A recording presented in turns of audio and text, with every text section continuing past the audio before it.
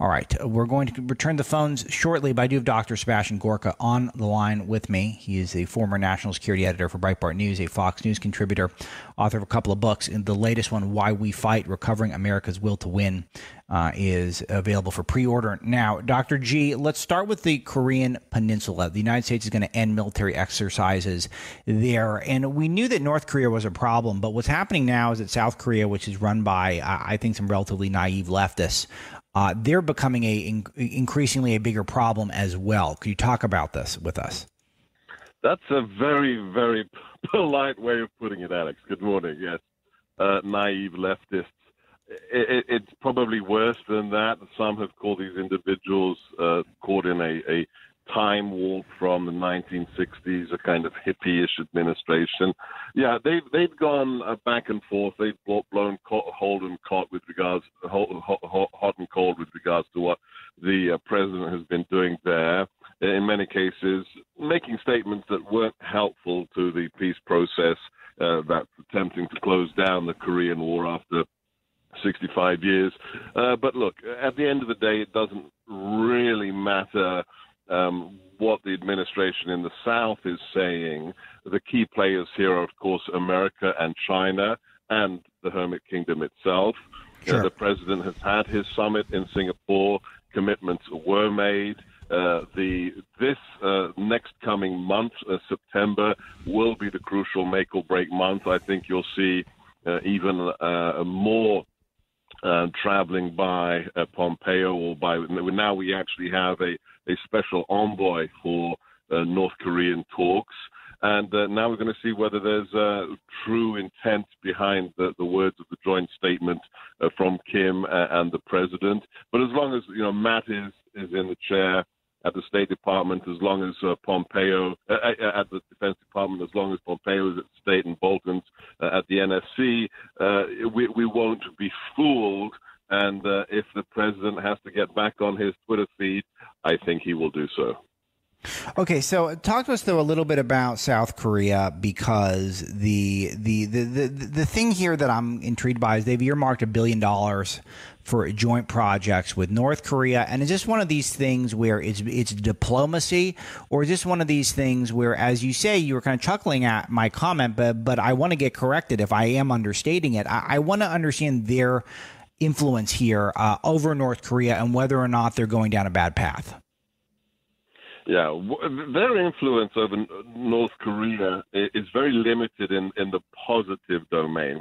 When they talk about, nice sounding joint projects, the kind of kumbaya stuff that's really typified this administration in the South, you're dealing with probably the most Stalinist regime on the planet today. Yes, China's still communist, Cuba's still communist, but North Korea literally brainwashes its population to an extent that Joseph Stalin would have been proud of. So the idea that the carrot approach is going to make much of a difference, or at least what we used in the White House, we used the phrase behavior modification.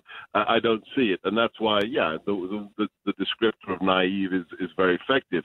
When South Korea under prior administrations got very serious about defense matters, about making sure that it had the capacity to inflict a lot. It wasn't going to win a war because, there's 1 million mines across the DMZ minefield. It wasn't going to win a war easily with North Korea. But when it got serious about spending money on its own defense, on rhetoric that was more robust than it was supine, when it was clear that it would inflict lots of casualties on the North if they ever wanted to attack the South, that's when things went in the right direction. And that's why the president's, verbiage on fire and fury worked so very well that it got us the Singaporean summit. So, look, the road to hell is paved with good intentions. The intentions of the administration are probably good, but that's not how you deal with a bloodthirsty dictatorship. Yeah, it is. And this is what I'm concerned about here, Dr. G, because it's hard to get full information when you have North Korea, which virtually has no media that penetrates in the outside world other than propaganda. And then you have China, that's very limited media. And even we're seeing, which is so disheartening but not surprising, so many American tech giants who seem to be inclined to work with China to have to help them control mass media to an even greater degree, which is probably a topic for another day.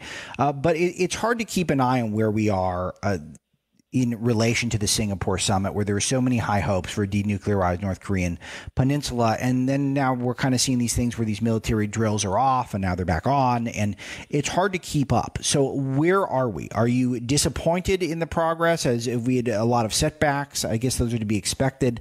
But it seems like the president is taking a tough line, which we like. But are we seeing progress? That's the main thing. We are seeing progress, but not enough.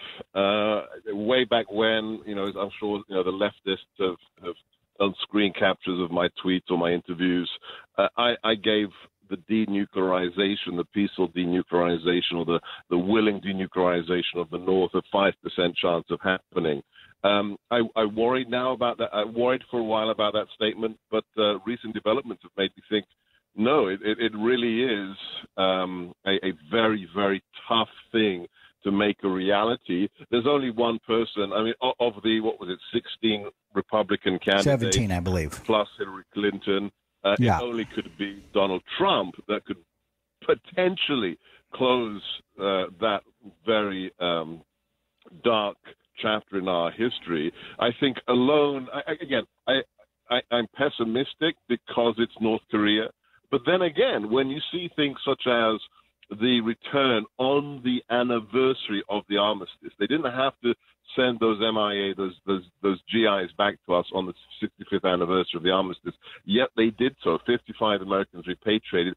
That is a glimmer of hope. But at the end of the day, nobody said it was going to be easy. But one thing gives me not certitude, but gives me confidence that this is as close as a shot we have because of who's, in the command module right now. And it's not just the president, it's Pompeo, it's Mattis, and it's Bolton. And you look at, the complete failed elite. I don't care who it is. I don't care whether it's CSIS, the Council on Foreign Relations. I don't care if it's RAND. I don't care if it's AI. All of these people have got us to where we are today, to the disastrous foreign policies, national security policies that we've inherited. The people who are in the driving seat right now owe nothing to that completely bankrupt elite. And so we have a shot. It's not going to be easy, but we have a shot. Okay, so let's talk a little bit about the social media disinformation campaigns that are taking place. In particular, there's a crackdown on some Iranian influencers, same has gone for Russian influencers, and people are just wisening up to this. And there is something, and I'm saying this with a slight grin on my face, I do think with the American media obsession with, I think it was something like $130,000 worth of Russian ads taken out on Facebook, suggesting that upended the entire entertainment establishment, the entire media establishment, most of the political establishment, the entire journalism establishment, the entire university establishment. All of that was no match for $130,000 worth of Russian ads on social media, which is the implication with this Russian conspiracy, a hoax that's taken place. But that just encourages places like Iran and like China and like Russia to double and triple and quadruple down on social media disinformation. And so give us some context here, Dr. G. Yeah, thank you. This is the $100,000 that Russia spent advised the $1.4 billion that Hillary spent, and still lost. Okay. Yes. Let's look at the context. I'm sorry, I can't remember which of the great Breitbart team wrote it, but there's a great piece up right now looking at the findings. It is John Hayward, which will not surprise people, but Iranian influence operations target internet users around the world. So the listeners should read John's piece on Iranian influence operations. Yeah, it'll be on the front page momentarily at Breitbart. Here are just the stats, and this is so interesting. So, number one, it's clear. A Trump administration official said what Iran is doing globally in terms of influence operations, disinformation, was facilitated in part by Obama's disastrous JCPOA Iran deal. So when you drop $140 billion in the mullah's laps, they'll be building nuclear weapons and also upping their game into the propaganda world. Yeah. Twitter shut down. They can earmark. Even double the 130,000 for some Facebook posts and some tweets. And what we now know that's out there. So Twitter shut down almost 800 accounts. There were 140 maybe that were of U.S. origin that were clearly Iranian agents of influence. And here the thing it shouldn't surprise anybody that they're doing this, that they're using their monies to undermine us. But here the most ironic moment is when Twitter is reporting how they deem certain accounts to be problematic, and then to delete them from the global social media universe. Their metric, Alex, was accounts that are socially divisive. Yes. Those were the ones that they were removed. Well, in that case, I think Chelsea Handler and Kathy Griffith should be removed instantly. So, I mean, it's just socially divisive. Who are they going to come after next? I mean, Alex Jones is not the problem here. The problem is anybody who maybe disagrees with their monopoly on the so-called truth. Iran is a threat, but this is the metric. They will use it against anyone they disagree with, Alex. Yeah, sure. And a lot of these accounts are probably from horrible actors, a lot of them probably from the Iranian regime. But the point is Facebook's justification, the language they use, and language matters. And I can tell you, one of the places where I get policed by this audience the most is my choice of language. And I think they're pretty sympathetic that when we've got 3 hours of broadcast 5 days a week, I'm not going to phrase everything perfectly. But people are very tough on me on word choice. And as they should be, because look at what the left does, Dr. G. They explain this as divisive commentary. That is the language. So do you not think that my commentary is divisive and Dr. G's commentary is divisive, and not to mention all of our counterparts on the left? I mean, divisive commentary, if that is the standard for banning people from these platforms, I mean, we're so far beyond freedom of speech and we're into a totalitarian worldview.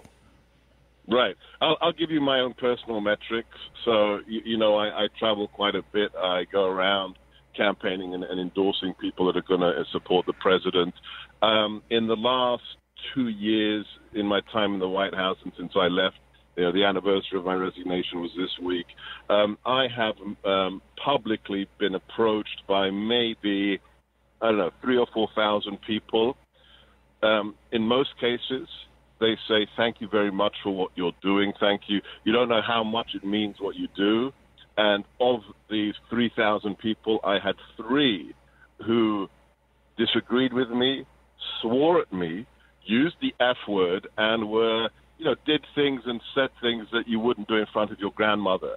So, if that's a metric, I'll take 3 out of 4,000 and say that what I'm doing is probably more constructive than divisive, but which camp the masters of the universe at Facebook and Twitter belong to, and they don't belong to the 4,000.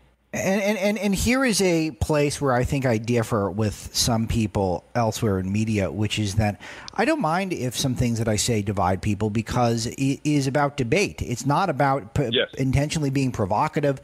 It is, this country, look at the Lincoln Douglas debates. I mean, there's parts of this country's heritage where people who were hopefully thoughtful, hopefully well-read, hopefully people who who take their responsibility in the public square seriously can get together and once in a while exchange ideas that might, God forbid, divide people. I did not think that was the end of the world. In fact, I used to think that was quintessentially American. Now we're at a point, and I think the right and the left are pretty much equally guilty of this, though it's hard to say the right is quite as bad as the left, but I don't think the right is any good at it either, which it's either you agree with me or you're evil, and it is not okay. I really don't like it, Dr. G. Yeah, but I think when they treat you as subhuman, I just look at my own Twitter feed, and very rarely have I ever seen somebody who calls himself a conservative or a right-winger say the kinds of hateful stuff that I'm sure you, as well as I, get on our feeds every day. I mean, literally put this person in prison. I hope this person is kicked out of the country. That's a totalitarian reaction. And to your prior point, there's only one political system in which everybody agrees, at least openly, and it's a dictatorship. So the idea that the division itself, very good point. Well, there's a reason that we have checks and balances. There's a gridlock.